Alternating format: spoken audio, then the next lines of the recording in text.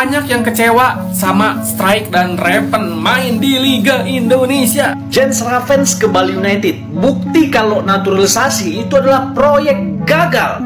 Statement dari Pak Hamdan Hamadan, elang dulu kami temukan di negeri jauh, elang muda, bersinar dan penuh arah. Kami pikir talentamu megah, tapi kini kau dibawa salah arah.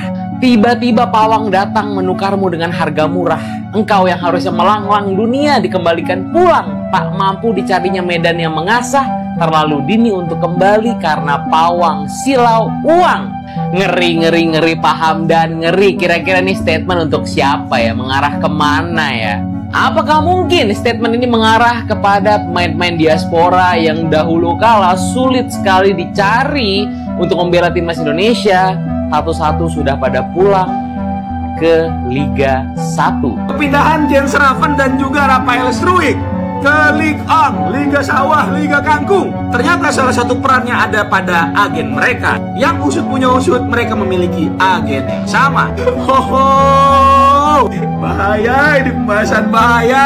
Kemarin pas gua bahas soal kepindahan Ravens ke Bali United, banyak yang ngomong kayak begini. Ya emang skillnya gitu-gitu aja, bukan wonderkid dari Belanda. Mereka kalau wonderkid dari Belanda udah main di timnasnya muda Belanda. Tapi kan Strike di ADO Den Haag masuk squad utama aja susah, akhirnya pindah ke Australia. Di Australia cuma main beberapa menit aja.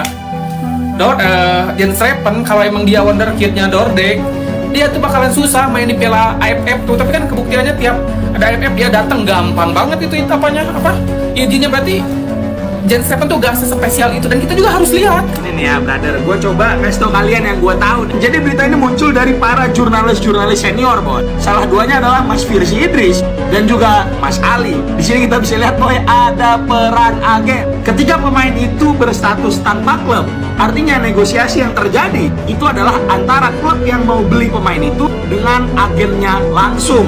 Peran agen dalam negosiasi pemain sepak bola itu sangat besar sekali. Dan biasanya setahu gua, kepindahan pemain itu ada yang namanya agent fee atau komisi untuk si agen. Logika sederhananya nih, misalnya gua adalah agen salah satu pemain. Ada dua klub nih yang nawarin pemain gua. Yang pertama misalnya tim dari Liga Thailand tapi bukan tim besar. Misalnya finansialnya nggak kuat-kuat banget nih. Terus salah satunya adalah klub Liga Indonesia tapi finansialnya kuat.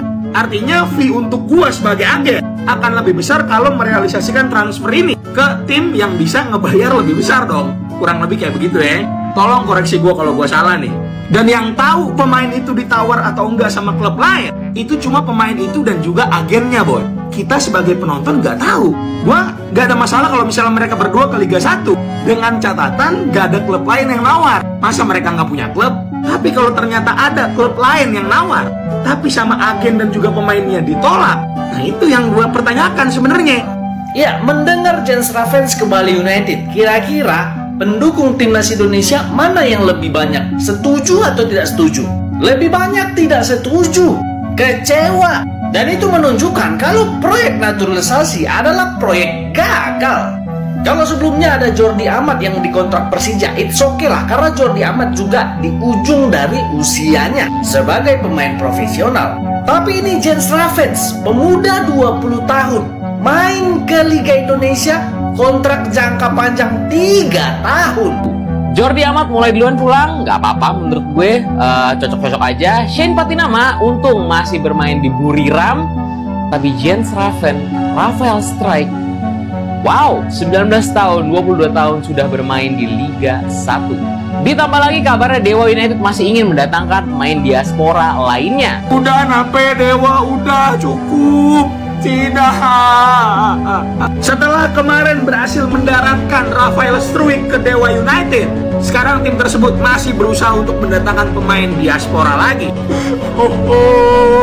Karena di sini kita lihat ya, Tom Haye masih belum punya klub, tapi kayaknya pasti main di Eropa masih. Justin Hubner kabarnya juga masih akan main di Eropa, tapi Nathan Chuaon belum ada kabar. Jadi ini berita muncul dari presidennya Dewa United, boy. Namanya adalah Mas Ardian, yang menyampaikan bahwa fokus utama mereka saat ini adalah merampungkan proses transfer Rafael. Namun dia tidak menutup kemungkinan bahwa akan ada nama-nama lain yang segera merapat, khususnya pemain diaspora yang sudah memiliki caps bersama timnas. Kalau misalnya kita tebak-tebakan nih, boy, harusnya pemain yang bakal direkrut itu ya yang gak punya klub dong, harusnya dong. Karena setahu gua jarang banget gitu ada pemain Indonesia mau buyout transfer fee-nya pemain. Contohnya adalah dua anak muda yang menyedihkan ini. Ya mungkin nama-nama yang masih belum punya klub sampai detik ini. Itu ada Tom Haye, Nathan, dan juga Hubner. Update Nathan Joaon akhirnya mendapatkan klub baru. Ya, Nathan akan bermain di klub divisi 2 di Liga Denmark musim depan. Info ini disampaikan langsung sama akun dari Denmark nih dia.